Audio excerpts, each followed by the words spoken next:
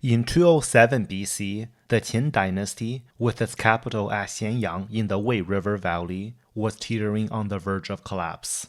Just 2 decades prior, the king of Qin had launched a series of eastward offensives to conquer the 6 main eastern states in quick succession, ending the chaotic but highly consequential warring states period in Chinese history.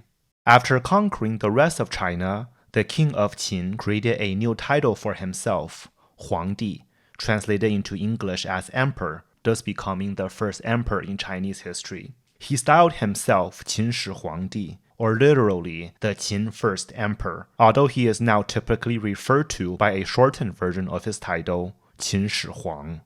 The first emperor ruled over a unified China from 221 BC to 210 BC from Xianyang, the predecessor to the city of Chang'an, modern-day Xi'an. Under the rule of the first emperor, the core territories of the state of Qin in the Wei River Valley, also known as Guanzhong, literally the land inside the passes, was administered as a special capital district, while the rest of the empire was divided into approximately 40 subdivisions named Jun, translated into English as commanderies. This high level of centralization across large territories to rule over diverse peoples with very different cultures and languages was completely unprecedented in Chinese history. Qin Shi Huang was a micromanaging workaholic who received direct reports from the governors of the commanderies to keep up to date with the latest local developments. An ancient geographical concept that was especially relevant during this time period is that of Shandong, meaning east of the mountain, and Shanxi, meaning west of the mountain. They do not refer to the modern-day Shandong and Shanxi provinces, and instead are in reference to the Xiao mountains that separate Guanzhong from the rest of China. Shandong mostly consisted of recently conquered territories, whereas Shanxi mostly consisted of the core Qin territories. To maintain the unity of his empire across such large distances, especially in Shandong, Qin Shi Huang instituted a number of drastic measures, including the construction of a wide network of roads centered around Xianyang with government-run stage stations at regular intervals, the creation of a standardized writing script to replace the previous hodgepodge of regional writing scripts, as well as a standardization of weights and measures across his empire. He continued to expand his empire, including conquering Lingnan in what is now deep southern China for the first time in history, and stationing an army 300,000 strong in Hetao, the great northern bend of the Yellow River, to defend against the nomadic Xiongnu. The pen and the sword had been the traditional tools of rebels, and Qin Shi Huang took measures against both. He burned books, including the historical records of the conquered states, and brought a large number of the remaining books back to the central archives in Xianyang. He also ordered the execution of a number of problematic scholars. Many details of Qin Shi Huang's book burning and burying alive of scholars remain controversial and are beyond the scope of this video, but the bottom line is that he did try hard to limit the spread of potentially dangerous ideas.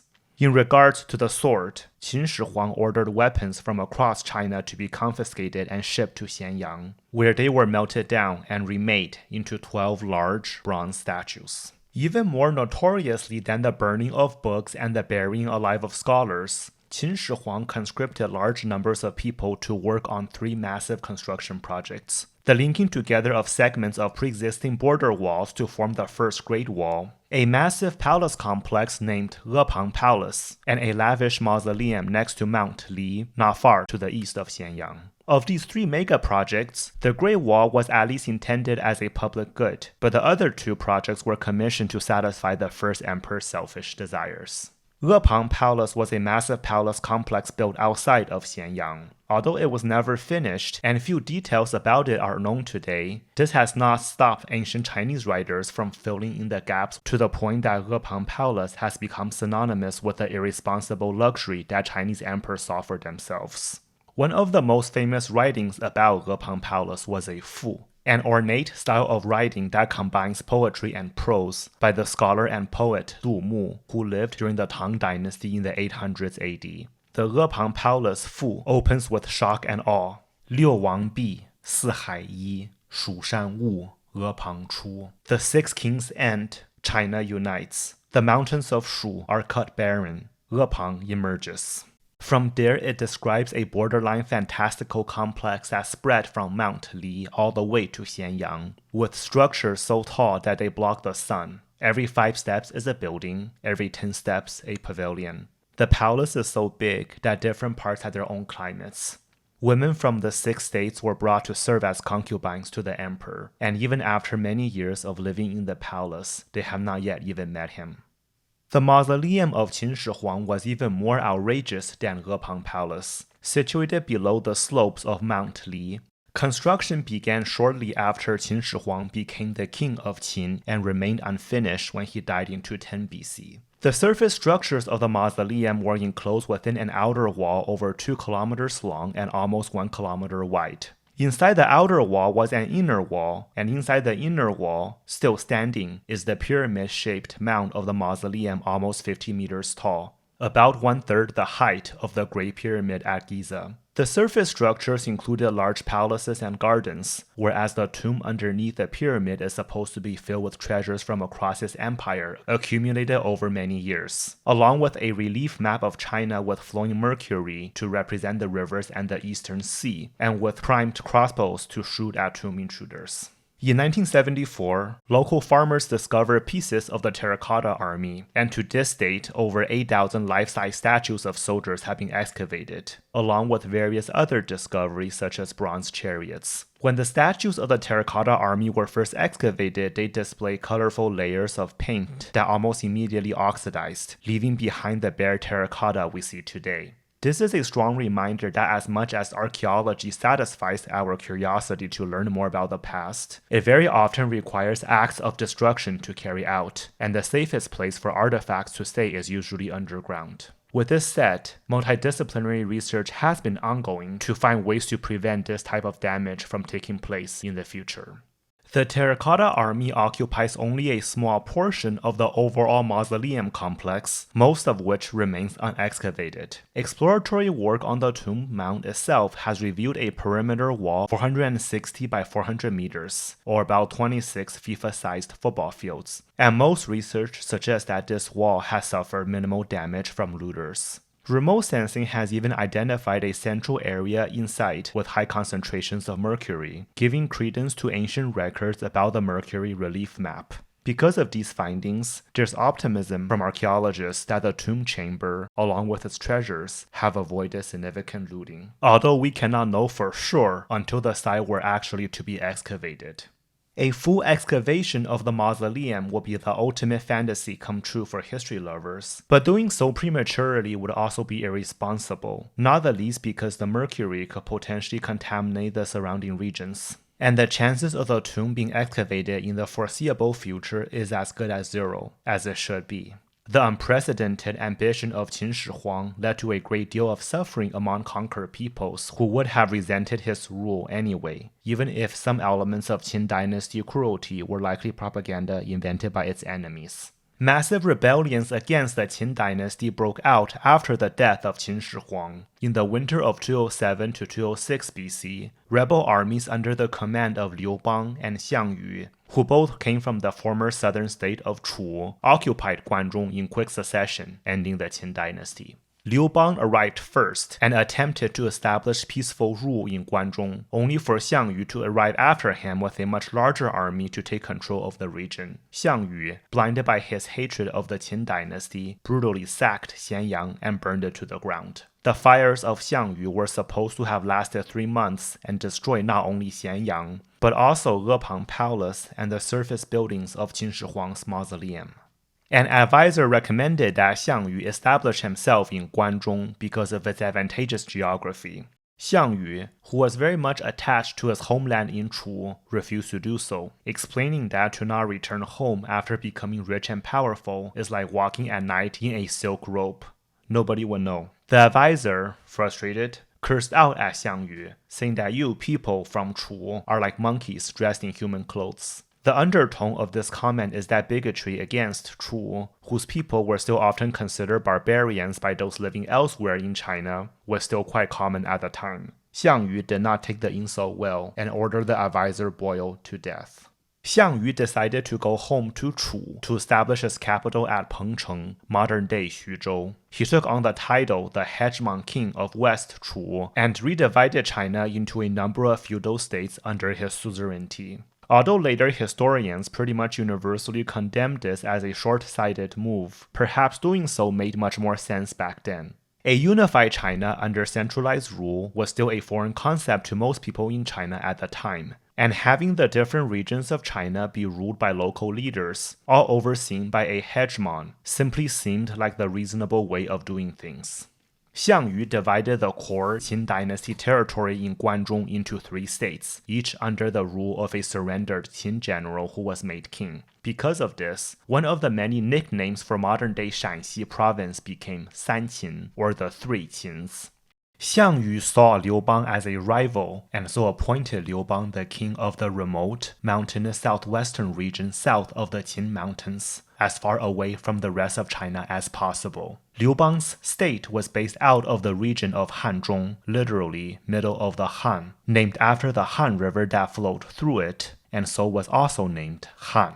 As Liu Bang marched south with his army across the Qin Mountains in the summer of 206 BC, he ordered the Zhandaos, translated into English as gallery roads, essentially narrow wooden paths attached to the side of steep slopes, to be burned down, both to defend against potential attacks from the 3 Qins and also to falsely signify to Xiang Yu that he had no intention of breaking out of the southwest.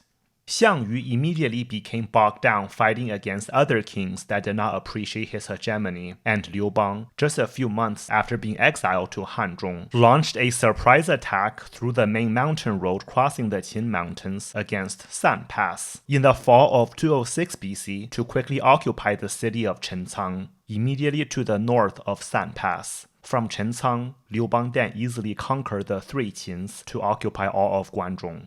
Liu Bang's surprise attack against Chencang gave name to an idiom, 暗度陈仓, meaning to secretly pass through Chencang. This is usually combined into a longer phrase, 明修栈道,暗度陈仓, or to openly rebuild the Zhandaos while secretly passing through Chencang. The premise of this phrase is that Liu Bang ordered his soldiers to rebuild the Zhandaos in the open as a diversion before secretly sending the bulk of his army to attack Chencang. And the phrase essentially means to show your enemies one thing, but then to do something else. This interpretation of the story also became one of the 36 stratagems, a list of tactics and deceptions used to outsmart one's enemies. But as appealing as the story is, it did not happen. Rebuilding the Zhandaos would have just prematurely alerted the rulers of the 3 Qins that Liu Bang was up to something, and with how steep the terrains along the Zhandaos were, what was Liu Bang going to do? Like actually use them? The story of Liu Bang rebuilding the Zhandaos is a later dramatization from the Yuan dynasty around the 1300s AD, around the same time that many of the stories in the novel The Romance of the 3 Kingdoms were also dramatized. With the geographical security that Guanzhong provided him, Liu Bang fought a war against Xiang Yu known as the Chu-Han contention, finally defeating Xiang Yu in 202 BC. He declared himself the emperor of a new dynasty named the Han Dynasty, and, among various titles, became most widely known in history as Emperor Gaozu of the Han Dynasty. Emperor Gaozu, like Xiang Yu before him, also wanted to abandon Guanzhong to build his capital further east, in this case at the traditional eastern Zhou dynasty capital at Luoyang, which was much more centrally located than Guanzhong.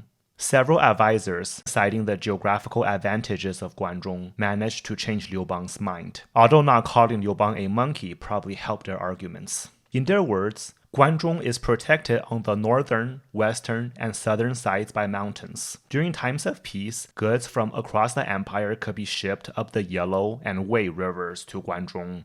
And during times of war, an army based out of Guanzhong could march out of it to defeat the emperor's enemies. Since the Qin dynasty capital at Xianyang was already in ruins, Liu Bang was forced to build a new capital city south of the Wei River at a site named Chang'an. The name Chang'an means eternal peace, certainly an auspicious name for a new capital city.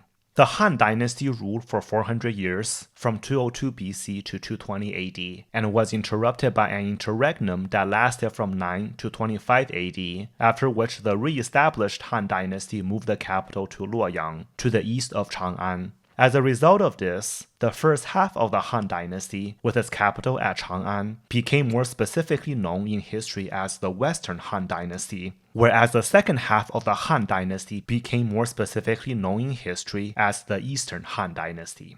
At the beginning of the Western Han Dynasty, Emperor Gaozu was faced with the same existential question that his predecessor had also faced. How could someone, anyone really, rule such a large empire effectively? Qin Shi Huang tried to create a centralized state ruling out of Guanzhong, which clearly did not work. Xiang Yu took the opposite approach and tried to recreate the prior system of decentralized states, which failed even more spectacularly. Emperor Gaozu learned from both of their mistakes and adopted a hybrid system. He re-established the centralized system of commanderies that Qin Shi Huang had instituted, but for most of the eastern and southern territories far away from Chang'an, he appointed semi-autonomous local princes.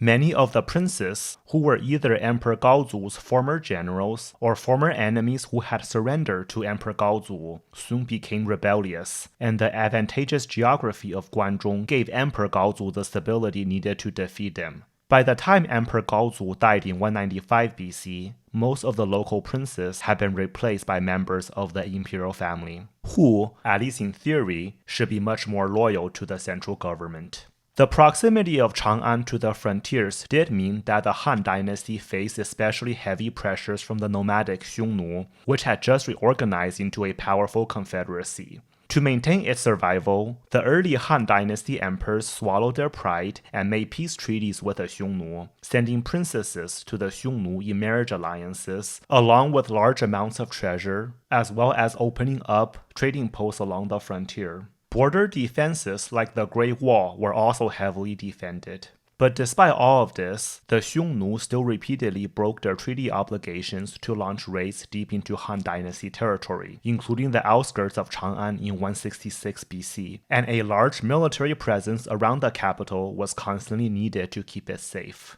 The mountain passes, fortifications, and large army around Chang'an did not just protect the Han emperors outward against the Xiongnu, but also inward against the ambitions of the eastern princes. Emperor Wen of the Han Dynasty, who ruled from 180 to 157 BC, was a wily politician who successfully outmaneuvered the ambitions of the princes, but his son, Emperor Jing, was much more politically inexperienced. In response to Emperor Jing's clumsy efforts at centralization, a number of princes allied in 154 BC to launch a rebellion known as the Rebellion of the Seven States. The large army stationed around the capital marched eastward out of Guanzhong and easily put down the rebellion in only 3 months. The powers of the states greatly diminished after the rebellion. To rule over the eastern territories, the Western Han Dynasty emperors used a carrot and stick approach, and to this end, the physical distance separating Chang'an from the east again proved to be a feature, not a bug.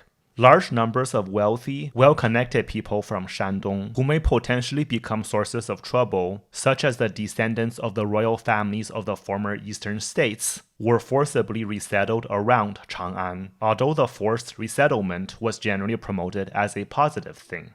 As successive Western Han Dynasty emperors built their mausoleums in the countryside around Chang'an, new counties were also established around the mausoleums, and the eastern elites were commonly resettled in these counties.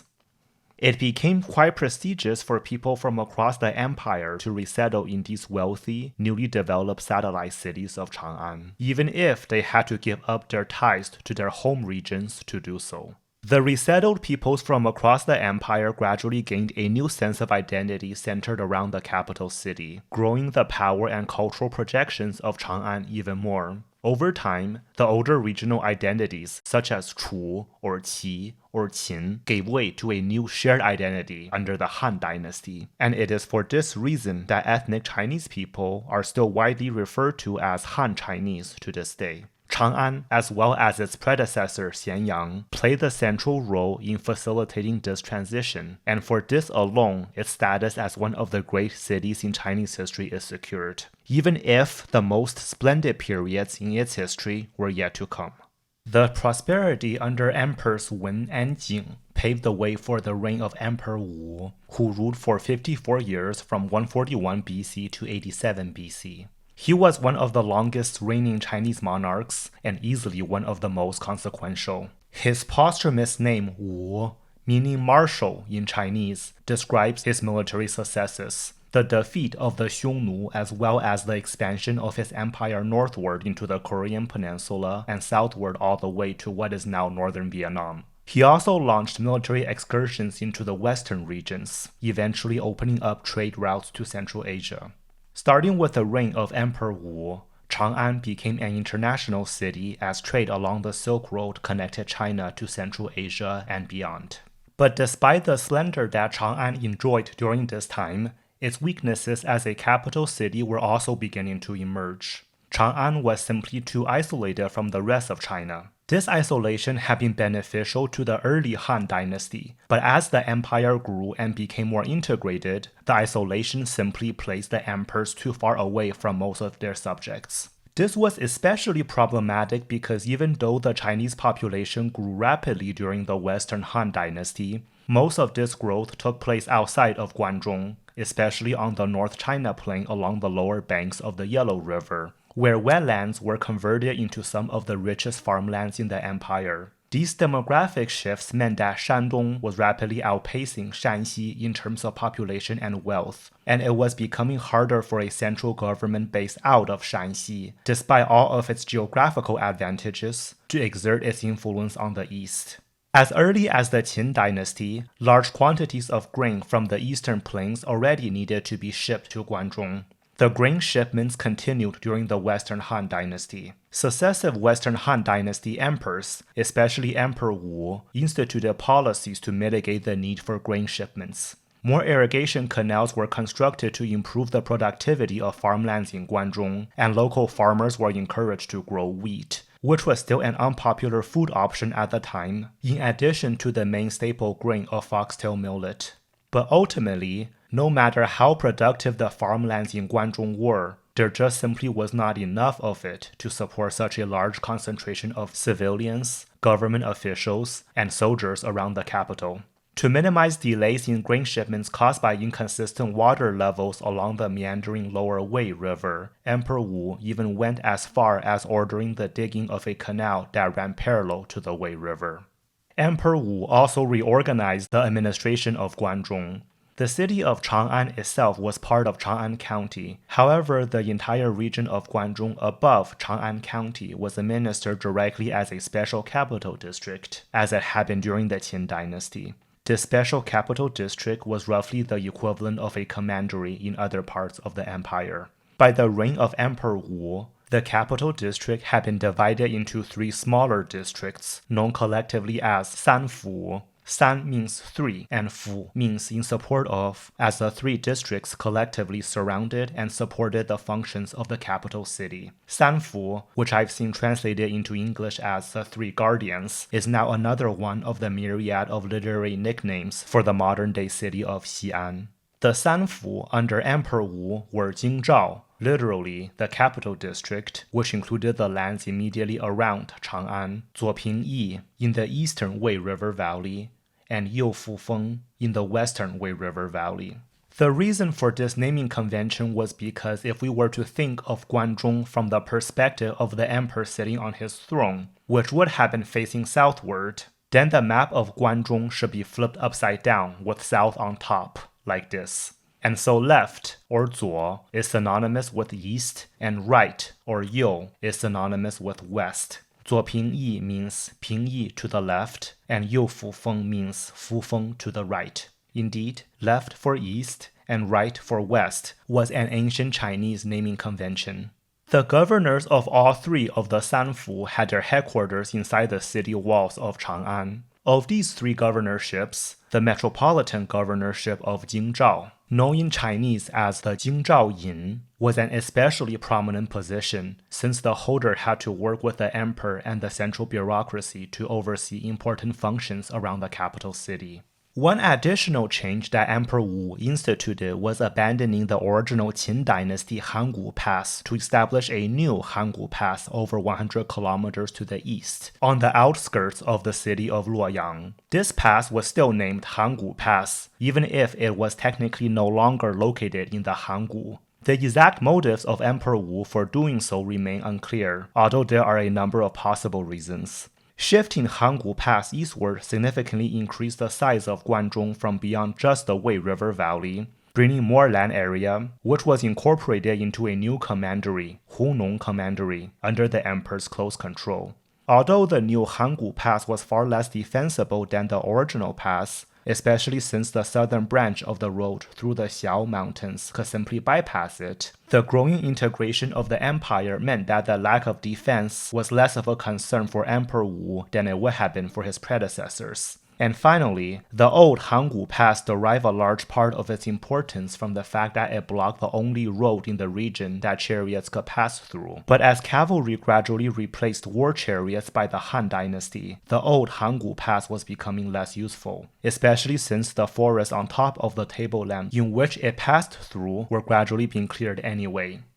As an aside, for the sake of completeness, Hedong Commandery, especially the counties immediately to the east of the Yellow River, was also sometimes considered part of Guanzhong. From a purely geographical standpoint, the name Guanzhong just means the land inside the passes, Hangul, Wu, San, and Xiao, or basically the Wei River Valley, and so in this sense, Hedong would not be part of Guanzhong. But as Guanzhong became associated with the prestige of the capital city at Chang'an, it also made sense for people who live near its borders to stretch the definition of Guanzhong as much as possible, especially since in early medieval Chinese society, where someone's family came from was one of the most critical factors in determining their political prospects. In this sense, we can think of the figurative Guanzhong as all the neighboring lands of Chang'an that came under the direct influence of the city. A number of the most powerful families in medieval China came from just outside of the Wei River Valley, but were still considered to be from Guanzhong. This included the Yang clan of Hongnong, which produced the emperors of the Sui dynasty, as well as the Pei, Liu, and Xue clans from Hedong, all of which were extremely influential during their heydays. Anyway, back to our main narrative. Chang'an expanded significantly during the reigns of the Western Han Dynasty emperors, including that of Emperor Wu. When Chang'an was first chosen as the capital city around 200 BC, the city mainly just consisted of two palaces, Weiyang Palace and Changle Palace, built on the slopes of a tableland formation overlooking the Wei River. The city walls came later, but because they had to be built around pre-existing buildings and natural geomorphic features, the resulting city was irregularly shaped.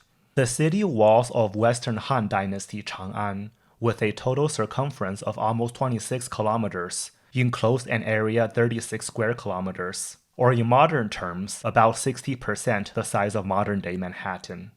Inside the walls, the streets of Chang'an were laid out in a grid plan, as was the convention for ancient Chinese cities. Weiyang and Changle palaces still occupy the high grounds on the south side of the city, and to their north 3 more smaller palaces were constructed over time.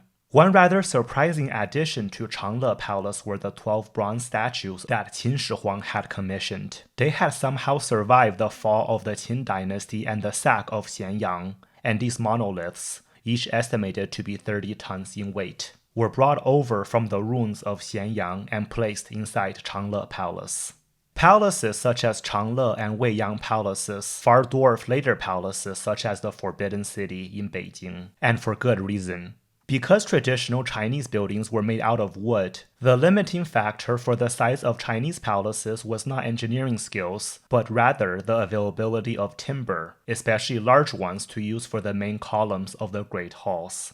By the time the Forbidden City in Beijing was constructed in the early 1400s, pretty much all of the old growth forests in China had been destroyed, and the wooden beams used for some of the columns had to be transported from thousands of kilometers away in Yunnan in the southwestern corner of China at astronomical human and financial costs. During the Han Dynasty, this was still barely an issue. Scattered among the palace complexes were various other government infrastructures, such as the residences of government officials, government offices, temples, and the central arsenal. The palaces and their supporting infrastructures took up about 2/3 of the city's area, forcing the civilian quarters, along with the markets, to be restricted to the northern tip of the city. This space was clearly too small to serve the needs of the capital city of a large empire, and over time much larger civilian areas, along with facilities such as pottery workshops and government mints, were built outside of the main walls of Chang'an, all protected by their own outer walls. The census of 2 AD, taken near the end of the Western Han Dynasty almost a century after the death of Emperor Wu, recorded 250,000 people living in Chang'an. But rather uniquely for an ancient city, Chang'an under the Western Han Dynasty was also surrounded by a ring of highly developed satellite cities that developed around the emperor's mausoleums. By the end of the Western Han Dynasty, there were a number of mausoleum settlements dotting the countryside around Chang'an. Many of the wealthiest, most powerful people in the capital lived not in Chang'an itself, but rather in one of these mausoleum settlements. The most significant mausoleum settlement was, no surprise, that of Emperor Wu's mausoleum, named Maoling or Mao Mausoleum. By the end of the Western Han Dynasty, the population of Mao Mausoleum was at 277,000, exceeding that of even Chang'an itself. Emperor Wu, despite all of his accomplishments, became increasingly extravagant towards the end of his life. All the luxuries in the empire were not enough for him, and he sought immortality for himself. It was believed that drinking fresh morning dew could help him become a deity, and so to collect the morning dew, Emperor Wu ordered the construction of a platform over 80 meters tall, with a large bronze statue placed on top of the platform. The statue held a bronze plate 45 meters in diameter, and on the plate was a large cup made of jade to collect the morning dew for Emperor Wu to drink.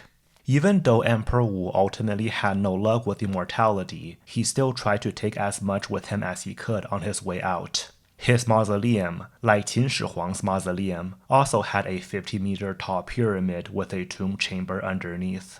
The construction of Emperor Wu's Mao Mausoleum was ongoing throughout his long reign, and every year a significant amount of treasures were set aside to be buried with him.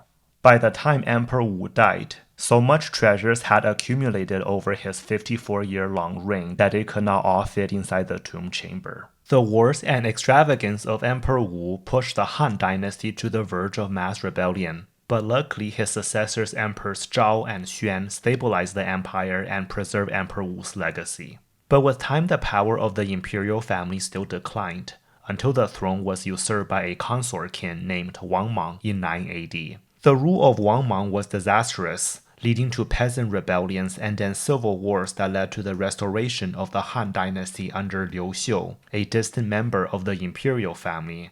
Liu Xiu became posthumously known as Emperor Guangwu, the Distinguished Martial Emperor, for his unique achievements in restoring the Han Dynasty. Between 23 and 26 AD, during the Han Dynasty interregnum, Chang'an and Guanzhong exchanged hands multiple times. The rebels that occupied the region looted the Western Han Dynasty mausoleums and went as far as burning down most of Chang'an. In part because of this destruction, Emperor Guangwu moved the capital eastward to Luoyang, which was closer to the geographical and economic center of China anyway. Although some of the palaces in Chang'an were repaired and monuments such as Qin Shi Huang's bronze statue remained in the city, much of Chang'an was still left in disrepair, and the city became just a shadow of its former self. Nonetheless, Chang'an maintained a special status of being the western capital of the Eastern Han Dynasty, and Guanzhong was still administered as the Sanfu rather than as commanderies. Although the offices for Zuoping Yi and Youfu Feng were finally moved out of Chang'an City to their respective territories, the metropolitan governors of Jingzhao, the Jingzhao Yin, continued to serve important roles close to the emperors, who still at times visited the Han Dynasty temples and mausoleums around Chang'an. But as time went on, Guanzhong continued to decline. Throughout the Eastern Han Dynasty, various non-Han Chinese barbarian groups began migrating into Han Dynasty territories. This included branches of the Xiongnu, who had submitted to the Eastern Han Dynasty and were settling southwards, as well as Proto-Tibetan groups, the Qiang and the Di, who were migrating eastwards. The Qiang fought a series of brutal wars against the Eastern Han Dynasty throughout the century of the 100s AD, during which they also launched many devastating raids into Guanzhong. As more and more non-Han Chinese people settled in the regions around Guanzhong over time, Chang'an became an increasingly peripheral city in the Chinese world. The novel, The Romance of the Three Kingdoms, takes place against the backdrop of the wars between the Eastern Han Dynasty and the Qiang. And the devastation that Guanzhong had suffered before the start of the novel is partially why Chang'an and Guanzhong, despite their overall importance in Chinese history, hardly feature in the novel.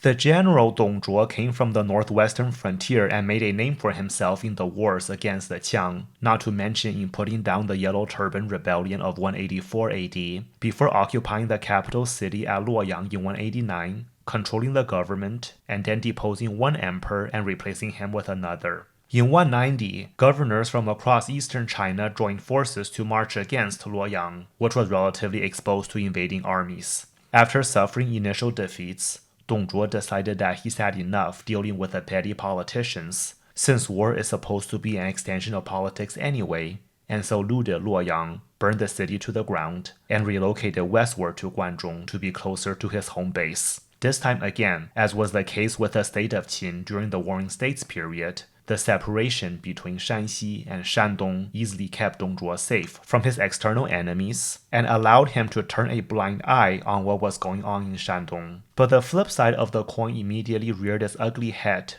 The governors in Shandong, far removed from a central government to answer to, became warlords and began to fight against one another in the most densely populated part of China, leading to one of the bloodiest decades in Chinese history. Dong Zhuo began to run into money issues in Guanzhong, and so he, like the rebels of the Han Dynasty interregnum before him, played amateur archaeology by robbing Western Han Dynasty tombs. He also had 10 of the 12 bronze statues of Qin Shi Huang melted down and reused their bronze for coins. Dong Zhuo's rule in Guanzhong was brutal, and he was finally murdered by his general Lü Bu in 192. But unfortunately, Dong Zhuo's death did not improve things for the local inhabitants of Guanzhong.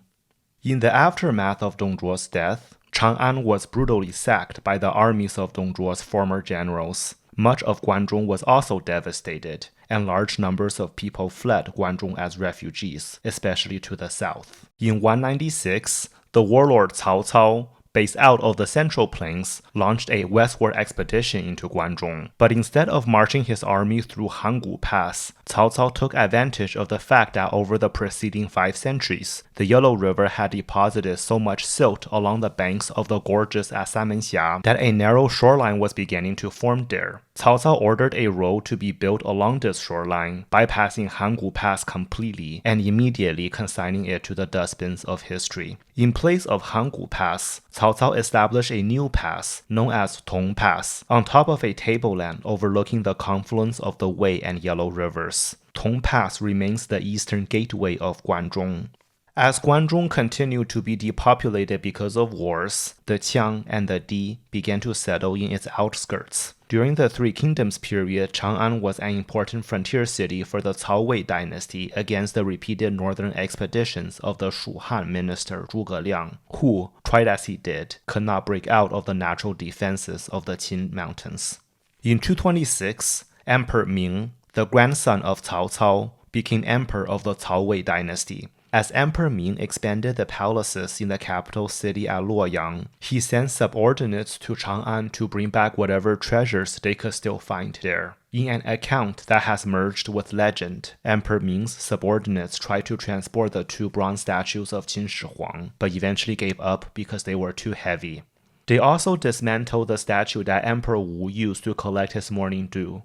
The bronze plate was mishandled and broke apart. The statue, bearing quiet witness to the decay and despair about him and realizing that he was to be taken somewhere far away from his home, began to weep. The Tang Dynasty poet Li He wrote about this scene in perhaps its most famous lines: 衰兰送客咸阳道，天若有情天亦老. The withering orchids say goodbye to the travelers at Xianyang. If heaven could feel emotions, heaven too will grow old. Emperor Ming's dynasty, like those of the rulers whose treasures he tried to claim for himself, also did not last. A generation after the death of Emperor Ming, the Cao Wei dynasty was usurped by the Sima family, which established the Jin dynasty. by the time the Jin dynasty unified China again in 280, much of Chang'an was in ruins. Wild animals made their homes in the former palace grounds overgrown with weeds, and all the inhabitants in Chang'an lived out of just a small corner of the city inside its monstrous walls. Over the next few centuries, northern China became occupied by various barbarian groups. Large numbers of people across northern China, including Guanzhong, fled southward as refugees, with the region around Xi'an being an especially popular destination for refugees from Guanzhong to settle in. Although Chang'an enjoyed brief heights during this period, for example as the capital of the former Qin dynasty, which ruled over all of northern China in the late 370s to early 380s, or as an early center of Buddhism in the first decade of the 400s under the later Qin dynasty, it remained a fairly provincial city, with its glory days as the capital of vast empires becoming just faint memories.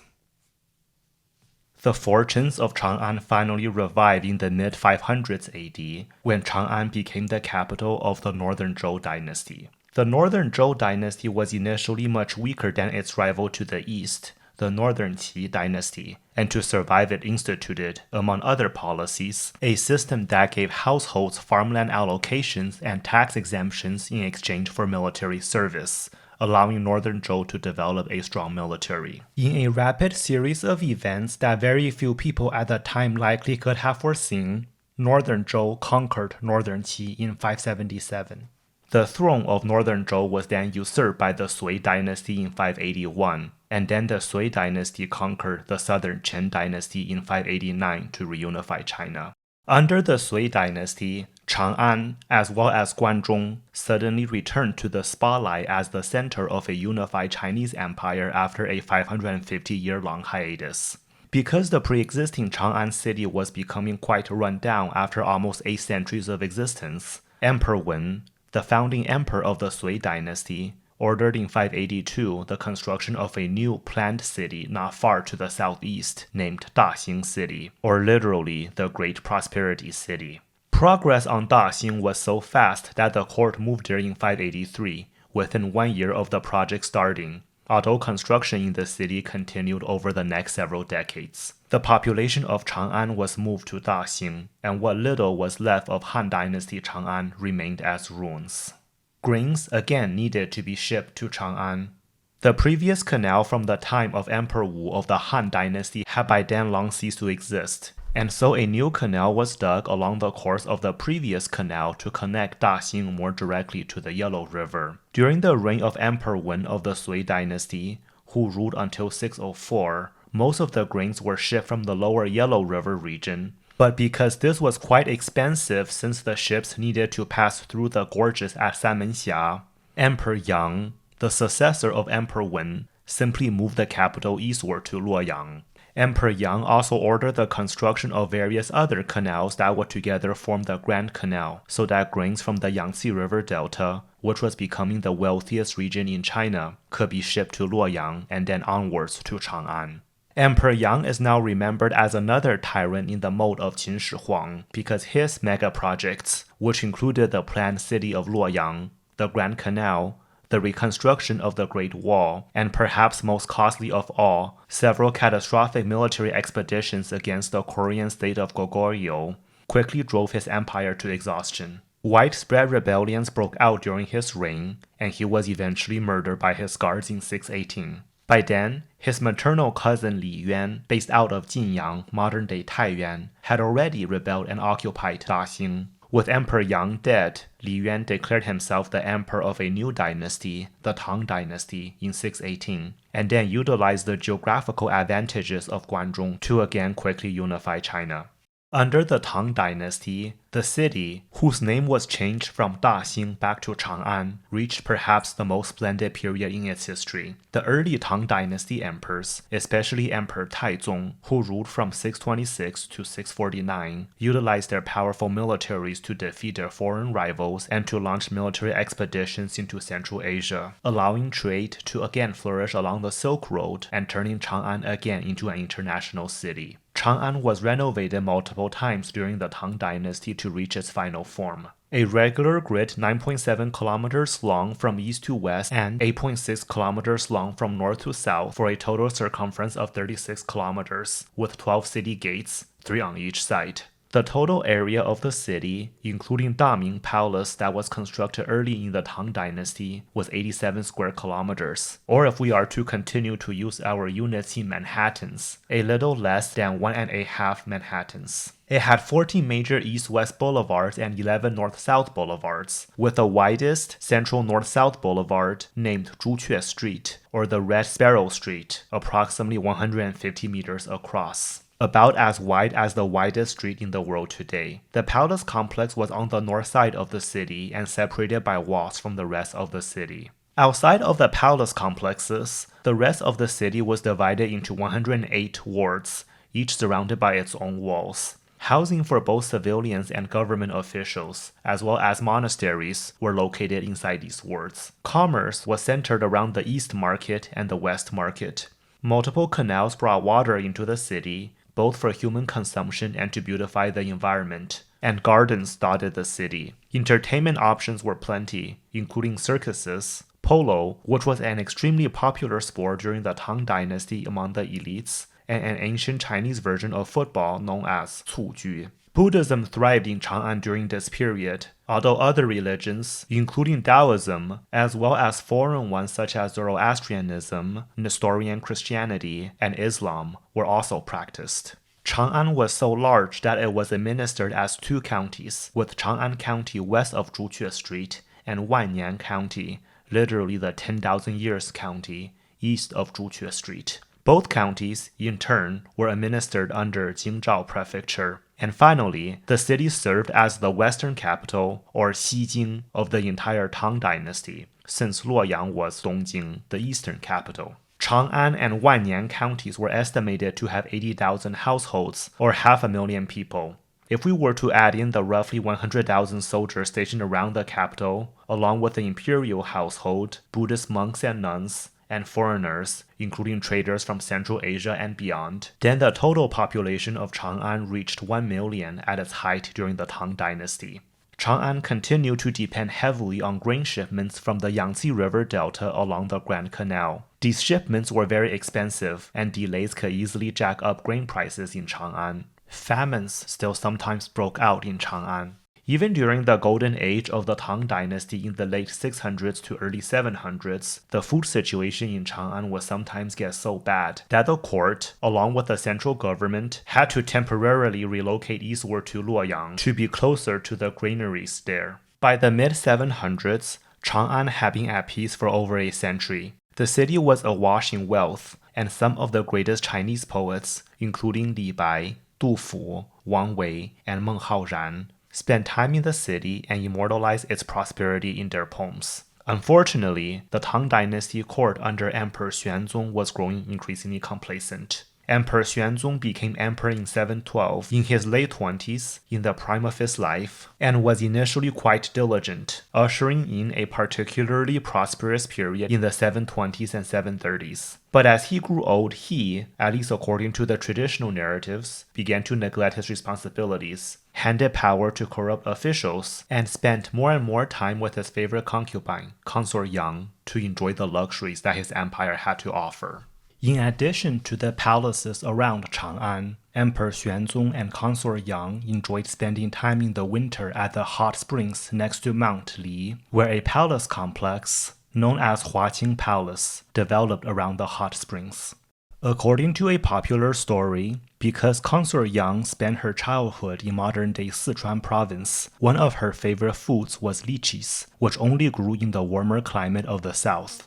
Emperor Xuanzong had special couriers deliver fresh lychees from the Sichuan Basin through the Qin Mountains to Chang'an, with the lychees still fresh by the time they reached Consort Yang. Ziwu Road, the most direct route through the Qin Mountains to Chang'an, also became named the Lychee Road for this reason. Not only did court politics become increasingly chaotic by the early 750s, but the military system, which the Tang Dynasty had relied on for its earlier successes, had by then fallen apart. And the militias that were supposed to serve only on short campaigns during times of war were being replaced by professional soldiers and mercenaries. The generals on the frontiers, many of whom were non-Han Chinese, grew increasingly powerful, and in 755, one of them, An Lushan, based out of Fanyang, modern-day Beijing, launched a rebellion. An Lushan's army easily captured Luoyang and approached Tong Pass. The Tang Dynasty amassed an army 200,000 strong to defend Tong Pass against An Lushan's army. The defenders initially refused to engage the rebels in battle, frustrating An Lushan to no end. But after months of stalemate in front of Tong Pass, all while Tang Dynasty armies elsewhere were making rapid progress against the rebels, Emperor Xuanzong snatched defeat from the jaws of victory by ordering the defenders of Tong Pass to attack. The Tang army was annihilated in an ambush, and afterwards An Lushan easily captured Tong Pass and then Chang'an. Emperor Xuanzong fled Chang'an before An Lushan's army and was forced to abdicate to his son, who became Emperor Suzhou. Emperor Xuanzong spent the rest of his life in lonely retirement, somehow managing to hang on until 762 into his late 70s. Although the An Lushan rebellion was eventually put down by 763, the Tang Dynasty survived for another century and a half in a reduced state. Its western territories were occupied by the Tibetan Empire and the Uyghur Khaganate, whereas many regions away from the capital, especially Hebei, which had been the most supportive of An Lushan's rebellion, came under the rule of semi-autonomous military governors with questionable loyalties to the emperors. The key priority of the central government during this period was to hold direct control over Guangzhou, maintain enough power projection to keep the Grand Canal open, and then push back against the military governors when able.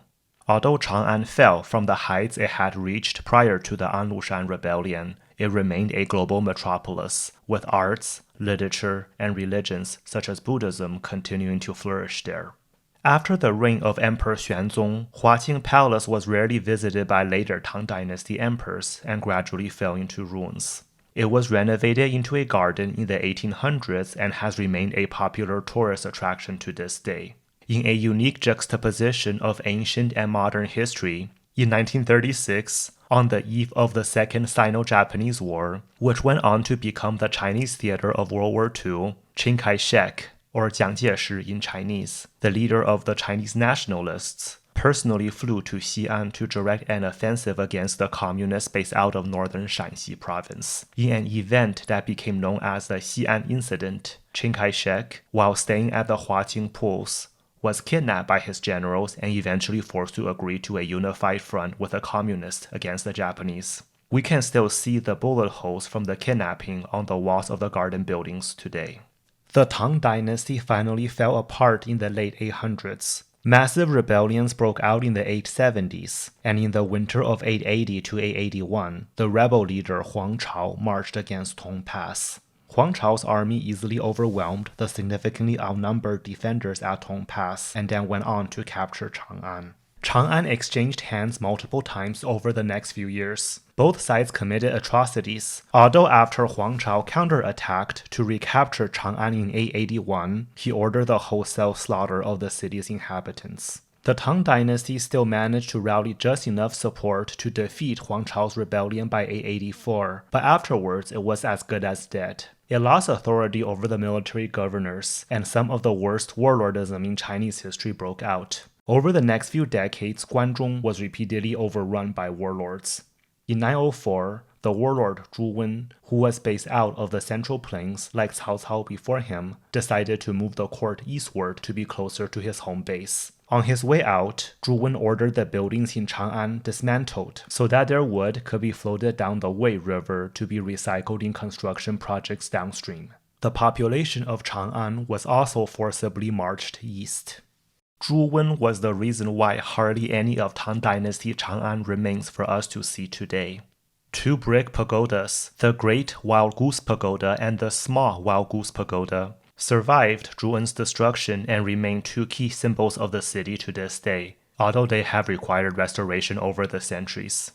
There also is the Beilin, the stele forest, established almost 1,000 years ago to preserve local steles, including those containing calligraphy from some of the greatest Chinese calligraphers ever, such as Yan Zhenqing.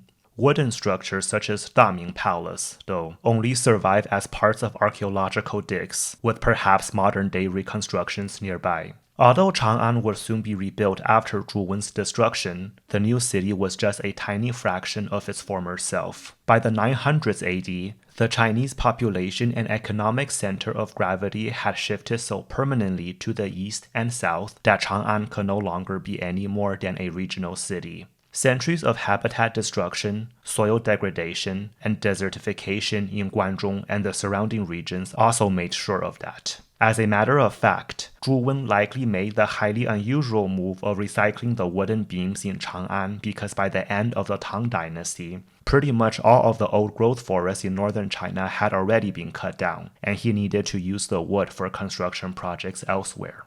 During the Northern Song Dynasty, which ruled China from 960 to 1127, Chang'an remained a regional city near the frontier, although it still retained the name Jingzhao as a nod to its former glory. The relative lack of importance of Chang'an did not change much after it was conquered in the 1100s by the Jin Dynasty, whose rulers were the ancestors to the Manchus, nor did its importance change much after it was conquered in the 1200s by the Mongols, who would go on to establish the Yuan Dynasty. During the Yuan Dynasty around 1300, a poet named Zhang Yanghao traveled through Tong Pass, and reflecting on the countless generations of prosperity and decline this region had experienced, and the sufferings of the people that had lived through them all, wrote about this region. 峰峦如炬，波涛如怒，山河表里同关路。望西都一踌躇，伤心秦汉经行处。宫阙万间都做了土，兴百姓苦，亡百姓苦。The peaks press together, the waves rage. The mountains and rivers enfold the road through Tong Pass. I look towards the western capital, my emotions grow heavy. I grieve that on these former lands of Qin and Han, countless palaces have all turned to dust. When dynasties rise, the people suffer. When dynasties fall, the people suffer. In the late 1300s, Emperor Hongwu, the founding emperor of the Ming Dynasty, which at the time was based out of the Yangtze River Delta around modern-day Nanjing, conquered northern China from the Mongol Yuan Dynasty. Emperor Hongwu dreamed of restoring China to the glory of the Han and Tang Dynasties, and so heavily considered moving the capital to Chang'an. But after conducting preliminary site explorations, it became clear that times have changed too much for Chang'an to again serve as the capital city of a unified Chinese empire. The city did undergo expansion under Emperor Hongwu, and its current city walls, which are one of the city's main attractions, were built during this time period on top of the ruins of the Sui and Tang Dynasties Chang'an. The prefecture administering the city was also renamed Xi'an Prefecture, which remains the name of the city to this day. The city itself remained under the direct administration of Chang'an County, but due to Chinese naming conventions, Xi'an gradually replaced Chang'an in day-to-day usage. Nonetheless, in the modern urban area of Xi'an, there remains a Chang'an district that is directly descended from Chang'an County, founded by Emperor Gaozu 2200 years ago. One final blip in Xi'an's fortunes took place at the end of the Ming Dynasty when the rebel leader Li Zicheng, who came from Shanxi province, tried to establish his capital at Xi'an. Li Zicheng was quickly defeated by the invading Manchus between 1644 and 1645, and his attempted dynasty ultimately went nowhere. Today, Xi'an still has the most populated urban area in northwestern China and remains one of the country's most important cities. But all this is ultimately still some ways off from the heights the city had once enjoyed. Xi'an and its surrounding countryside, though, are some of the most widely visited parts of China due to its rich history, even if only a tiny fraction of ancient sites remain today for us to see. So much of Chinese history is ultimately, inextricably linked to Xi'an that retelling the story of Xi'an is almost analogous to retelling all of Chinese history itself.